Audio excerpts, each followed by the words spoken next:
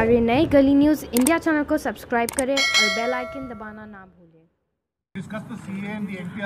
बिल्कुल चर्चा हुई, सीए, एनपीआर, एनआरसी सारी बातें हो गई। और जैसे आपको पता होगा कि मैंने बीच में एक साक्षात्कार दिया था, सामना में आया था और सामना के माध्यम से पूरे देश में वो सारे लोगों ने देखा और मैंने मेरी भूमिका स्पष्ट की है।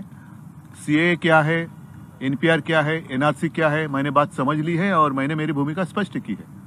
तो तुम्ही सामना वाचला असेल ना, आणि सामना पाहिलं, मग काय रिपीट कशाला करायचं?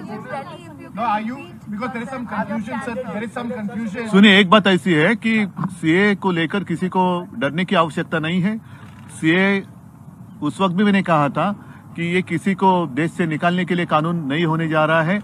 हालांकि ये बात सच है कि अपने पड़ोसी जो देश है उसमें जितने पीड़ित अल्पसंख्या है उसमें है, मानता हूं मैं, हिंदू होंगे, उनको यहाँ नागरिकत्व देने के लिए वो कानून है। तो पहली बात ऐसी है कि सीए से किसी को डरने की आवश्यकता नहीं है। एनआरसी के बारे में बीच में शायद संसद में ही भूमिका स्पष्ट की है केंद्र सरकार ने। एनआरसी पूरे देश में लागू नहीं किया जाएगा। आसाम तक की बात है, वहां भी जो कुछ चल रहा है सबको पता है।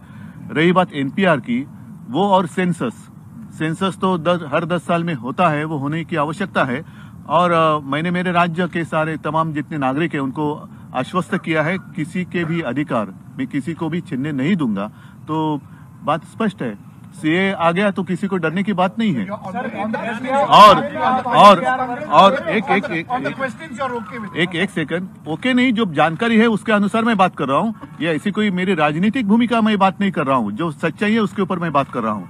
और एनआरसी में जो एक वातावरण माहौल किया जा रहा है कि मुसलमानों के लिए खतरनाक होगा, ऐसे नहीं। ये तो सब लोगों को अपनी जो नागरिकत्व की बात है, सिटीजनशिप, उसके लिए कतार में रहना ही होगा। तो वो जो बात है वो बात नहीं होने जा रही है। एनआरसी की बात नहीं होने जा रही है।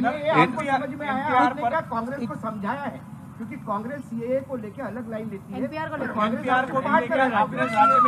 करने की बात की है, लेकिन लागू नहीं। देखो, ऐसी बात है, मैंने कहा कि एनपीआर जो है उसमें वो भी किसी को घर से बाहर निकालने के लिए कानून नहीं लाने जा रहे। सेंसस की बात है, जनगणना जिसे हम कहते हैं, वो तो हर 10 साल में होती है। और इसमें भी अगर जब वो शुरू हो जाएगी बात और उसमें भी अगर हम देखेंगे कि अरे नहीं ये तो बात खतरनाक है, तो विवाद हो सकता है।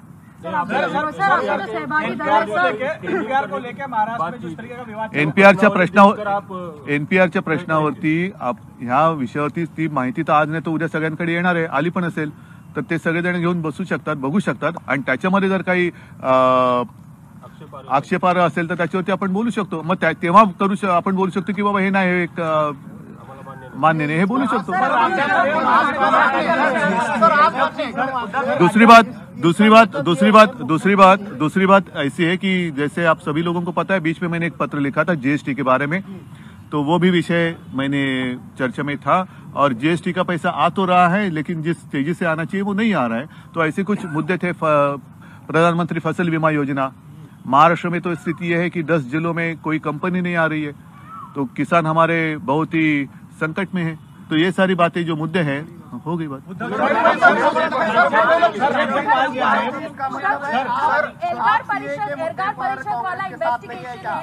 ते महाराष्ट्रातले प्रश्न, महाराष्ट्राचे जे प्रश्न आहेत त्याला मी महाराष्ट्रात उत्तर दिलेले आहे आणि मी महाराष्ट्रात बघितलं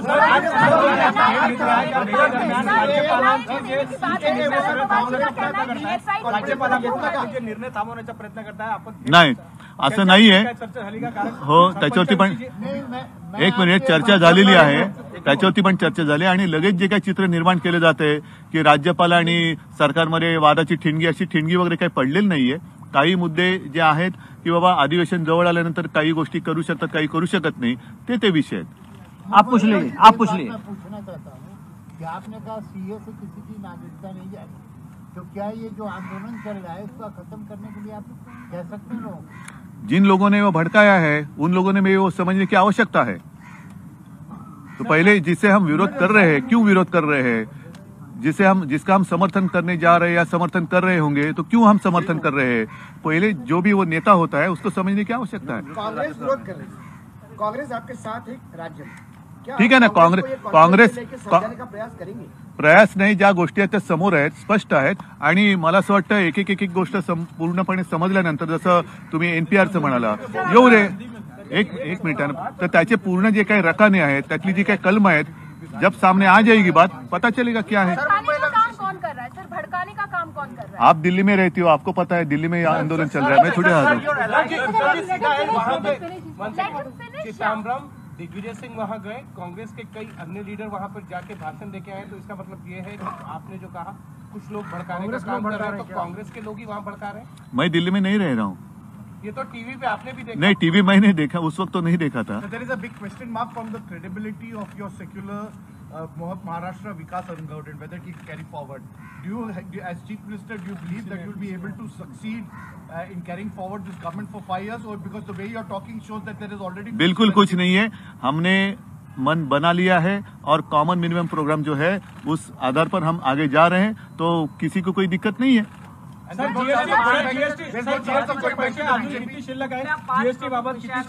जीएसटीच्या बद्दल बरोबर आहे. जीएसटीच्या बद्दल मी तुम्हाला तेच सांगितलं की जीएसटीचे पैसे येत आहेत.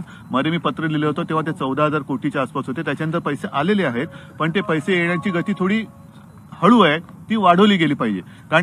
कारण का की राज्य सरकार म्हणून आम्ही राज्यात सुद्धा चांगल्या योजना आणतो आहोत. तुम्हाला कल्पना असेल की या मार्चपासून आम्ही शेतकऱ्याला कर्जमुक्त करण्याची जी एक योजना जाहीर केलेली तिची अंमलबजावणी सुरू होईल. त्याच्यानंतर आणखीन 2 योजना आम्ही सरकार शेतकऱ्यांसाठी आणतो आहोत. त्याच्याबद्दल आमच्या अंमलबजावणीसाठी पैशाची आवश्यकता लागणार. मराठी में कहा कि कांग्रेस जो है वो सीए पे एनआरसी पे आप लोगों के साथ नहीं, तो कांग्रेस को कैसे समझाएं? क्या कांग्रेस के साथ तो हमारी बात चल रही है और इसलिए महाराष्ट्र में तो शांति है. पहले 2 लेख लिखे हैं वीर सावरकर पे, 2 बात करेंगे ना, हम बात करेंगे ना. जिस तरीके से आजकल कांग्रेस और आपकी पार्टी के अंदर कई मामलों को लेकर मतभेद हैं. कौन बोला? एनआरसी से लेकर चलो.